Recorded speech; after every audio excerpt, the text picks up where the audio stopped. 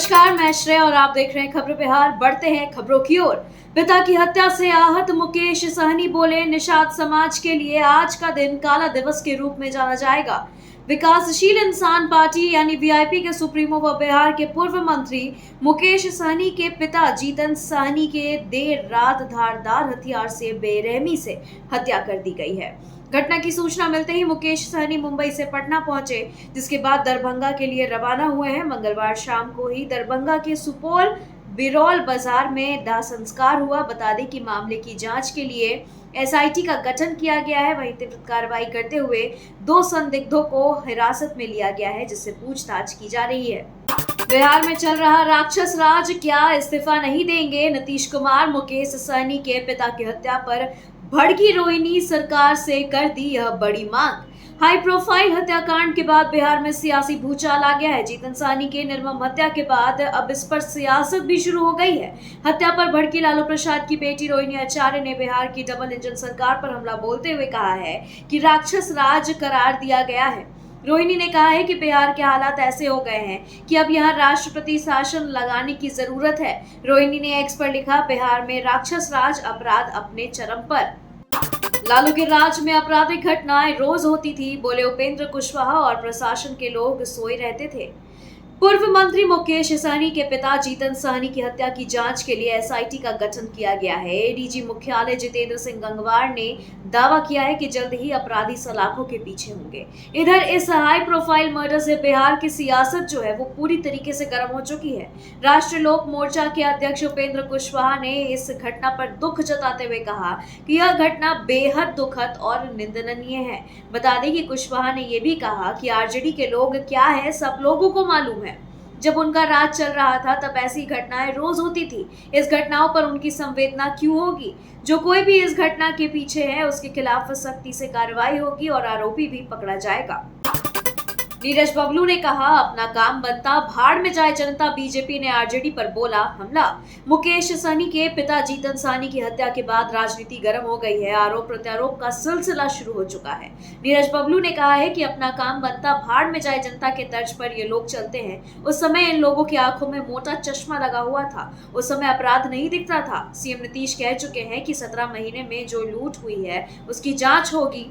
लूटने वाले जो भी है नहीं बचेंगे और वो सीधे जेल जाएंगे। मुकेश सहनी के पिता की हत्या की घटना की जांच करके स्पीडी ट्रायल चलाकर जो भी दोषी होगा उसे सजा दिलाया जाएगा। नीरज बबलू ने यह भी कहा कि डीजीपी से भी कहेंगे कि जो भी आपराधिक घटनाएं घट रही है उसे कठोर से कठोर कार्रवाई करे, ताकि अपराधियों के दिल में पुलिस के प्रति डर बने। मुकेश सहनी के पिता के निधन पर राहुल तेजस्वी ने जताया दुख। वारदात के घंटों बाद टूटी नींद, बोले तेजस्वी, यदि रिटायर्ड नेता और अधिकारी बागडोर संभालेंगे तो यही हश्र होगा। मुकेश सहनी के पिता जीतन सहनी की बेरहमी से हत्या की गई कई घंटों बाद बिहार विधानसभा के नेता प्रतिपक्ष तेजस्वी यादव और कांग्रेस सांसद राहुल गांधी की नींद टूटी है। जब मुख्यमंत्री नीतीश कुमार, गृह मंत्री अमित शाह, जीतन राम मांझी समेत तमाम राजनेताओं ने इस घटना पर दुख जता दिया, तब वारदात के घंटों बाद तेजस्वी यादव की नींद टूटी है। तेजस्वी यादव ने भी मुकेश सहनी के पिता के निधन पर दुख जताया और कहा कि जब रिटायर्ड नेता और अधिकारी बागडोर संभालेंगे तो हश्र यही होगा। एनपीसीआईएल में नर्स, स्टाइपेंडरी ट्रेनी समेत कई पदों पर निकली भर्ती, यहां कर सकते हैं अप्लाई। एनपीसीआईएल में nurse, stipendiary trainee, x-ray technician के 74 रिक्त पदों को भरने के लिए आवेदन प्रक्रिया शुरू हो चुकी है, जो 5 अगस्त 2024 तक जारी रहेगी। जो भी अभ्यर्थी इस भर्ती के लिए योग्यता पूरी करते हैं वे ऑनलाइन माध्यम से तय तिथियों के अंदर ऑनलाइन माध्यम से फॉर्म भर सकते हैं। ऑनलाइन के अतिरिक्त अन्य किसी भी माध्यम से फॉर्म स्वीकार नहीं किया जाएगा। आधिकारिक वेबसाइट npcilcareers.co.in पर जाकर भर सकते हैं। आरआरसी सेंट्रल रेलवे में अप्रेंटिसशिप के बम्पर पदों पर भर्ती का ऐलान। 10वीं आईटीआई उत्तीर्ण अभ्यर्थी भर सकते हैं फॉर्म।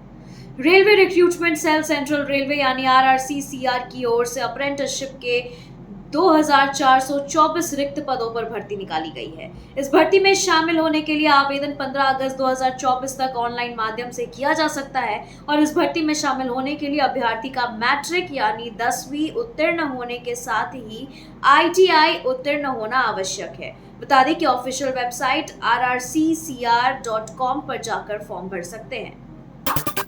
आज ही कर ले नेशनल फर्टिलाइजर्स लिमिटेड में मैनेजमेंट ट्रेनी पदों पर अप्लाई। ये रही पात्रता की डिटेल। नेशनल फर्टिलाइजर्स लिमिटेड में मैनेजमेंट ट्रेनी के कुल 164 रिक्त पदों को भरने के लिए भर्ती चल रहे हैं, जिसमें शामिल होने के लिए आज यानी 17 जुलाई 2024 तक आवेदन किया जा सकता है। जो भी अभ्यर्थी engineering degree, BSc engineering degree संबंधित ट्रेड या ब्रांच में पोस्ट ग्रेजुएट कर चुके हैं, वे बिना देरी करते हुए इस भर्ती के लिए फॉर्म भर सकते हैं। तुरंत ही nationalfertilizers.com पर जाकर ऑनलाइन माध्यम से फॉर्म भर सकते हैं। शुरू हुए पोस्ट ऑफिस में 44,000 ग्रामीण डाक सेवकों के भर्ती के लिए आवेदन। भारतीय डाक विभाग ने देश भर के अपने विभिन्न सर्कल में स्थित डाक घरों में ग्रामीण डाक सेवक के कुल 44,000 से अधिक पदों पर भर्ती के लिए आवेदन प्रक्रिया सोमवार यानी 15 जुलाई से शुरू की है। इस भर्ती के लिए आधिकारिक पोर्टल इंडियन पोस्ट gdsonline.cept.gov.in पर पहले दिन हुई तकनीकी समस्याओं के बाद अब आवेदन प्रक्रिया चल रही है। बता दें कि आधिकारिक वेबसाइट इंडियन पोस्ट gdsonline.cept.gov.in पर स्वीकार किए जा रहे हैं और पहले दिन इस वेबसाइट पर आवेदन में तकनीकी कारणों से यूजर्स को समस्याओं का सामना करना पड़ रहा था। हालांकि अब इन्हें दूर करते हुए प्रक्रिया शुरू कर दी गई है। लॉ ग्रेजुएट युवाओं के पास इंडियन आर्मी में शामिल होने का सुनहरा मौका। 13 अगस्त तक कर सकते हैं अप्लाई। इंडियन आर्मी की ओर से JAG 34th एंट्री स्कीम के लिए आवेदन प्रक्रिया 15 जुलाई से शुरू कर दी गई है, जो 13 अगस्त 2024 तक जारी रहेगी। बता दें कि लॉ में ग्रेजुएट कर चुके अभ्यर्थी ऑनलाइन माध्यम से इस इंडियन आर्मी की ऑफिशियल वेबसाइट पर जाकर आवेदन प्रक्रिया पूर्ण कर सकते हैं। इस भर्ती में आवेदन के साथ किसी बीच प्रकार का शुल्क जमा नहीं करना होगा। एप्लीकेशन फॉर्म इंडियन आर्मी की ऑफिशियल वेबसाइट यानी joinindianarmy.nic.in पर उपलब्ध है। मुकेश सहनी के पिता की हत्या की जांच तय सीमा में करे SIT। भाजपा नेता ऋतुराज सिन्हा ने की मांग।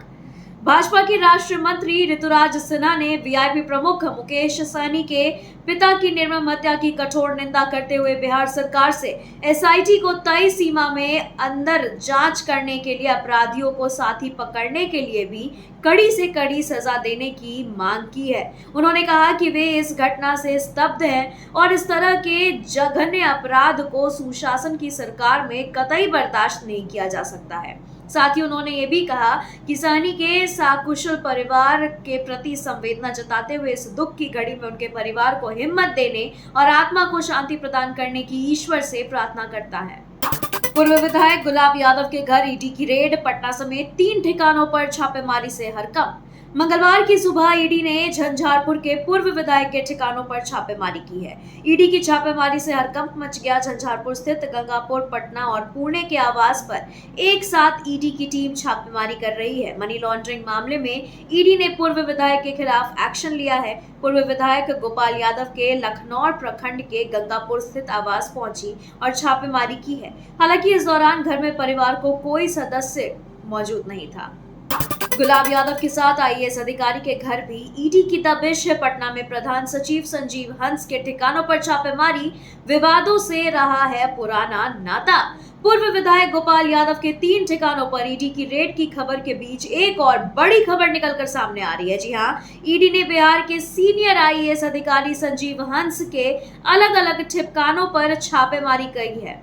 बता दें कि संजीव हंस फिलहाल ऊर्जा विभाग में प्रधान सचिव हैं। उनके ऊपर रेप जैसे संगीन आरोप भी लग चुके हैं। दरअसल मनी लॉन्ड्रिंग मामले में ईडी ने देश भर के 21 ठिकानों पर छापेमारी की है और इसी कड़ी में पूर्व विधायक गुलाब यादव और सीनियर IAS अधिकारी संजीव हंस के खिलाफ भी ईडी ने एक्शन लिया है। मुकेश सहनी के पिता के निधन से सियासी गलियारे में शोक की लहर। मांझी और चिराग समेत तमाम दलों ने दुख जताया। VIP चीफ और पूर्व मंत्री मुकेश सहनी के पिता जीतन सहनी की बेखौफ अपराधियों ने घर में घुसकर हत्या कर दी है। सहनी के पिता की हत्या की घटना को लेकर बिहार के सियासी गलियारे में शोक की लहर है। वहीं तमाम पार्टियों के साथ साथ केंद्रीय मंत्री जीतन राम मांझी और चिराग पासवान ने घटना पर दुख जताया।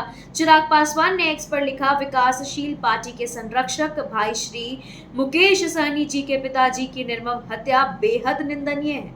दोषियों को कतई बर्दाश्त नहीं किया जाएगा। जल्द से जल्द अपराधियों को चिन्हित कर उचित कार्रवाई की जाएगी। बजट सत्र से पहले गतिरोध खत्म करने की पहल, केंद्र सरकार ने बुलाई सर्वदलीय बैठक। नरेंद्र मोदी सरकार अपने तीसरे कार्यकाल का पहला बजट कुछ ही दिन में सदन में पेश करेगी। आगामी 22 जुलाई से संसद का मॉनसून सत्र शुरू होने जा रहा है। सत्र हंगामेदार ना हो और सदन को अच्छी तरह से संचालित किया जा सके, इसको लेकर सरकार की तरफ से पहल की गई है। सरकार गतिरोध को खत्म करना चाह रही है। केंद्र सरकार ने 21 जुलाई को सर्वदलीय बैठक बुलाई है। बैठक में सरकार की तरफ से तमाम गतिरोधों को खत्म करने की कोशिश की जाएगी। हाफ पैंट पहनकर बाढ़ प्रभावित क्षेत्रों का बीजेपी विधायक ने किया दौरा। कहा, यह आषाढ़ की झांकी है, सावन भादो अभी बाकी है।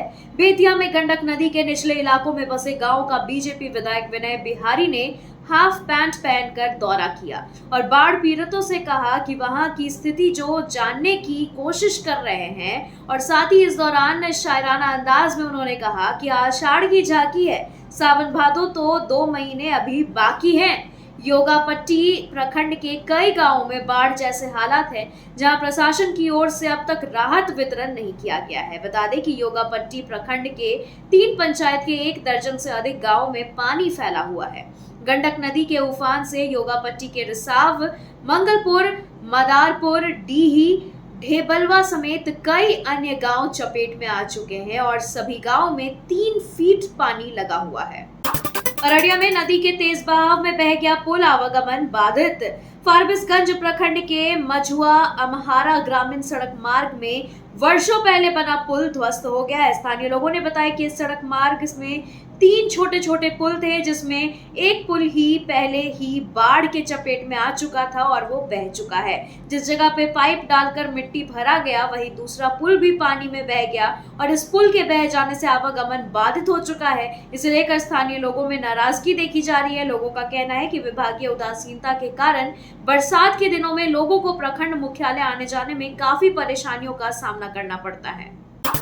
19 जुलाई से बिहार में तीसरे चरण की शिक्षक भर्ती परीक्षा, पेपर लीक रोकने के लिए बीपीएससी ने कसी कमर।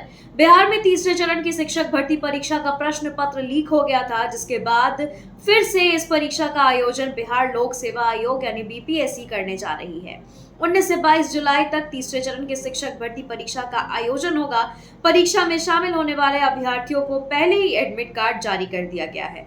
प्रश्न पत्रों को परीक्षा केंद्र तक पहुंचाने में आधुनिक तकनीक और सुरक्षा के कड़े इंतजाम किए गए हैं। इस परीक्षा में प्रश्न पत्रों का मल्टीपल सेट तैयार किया गया है।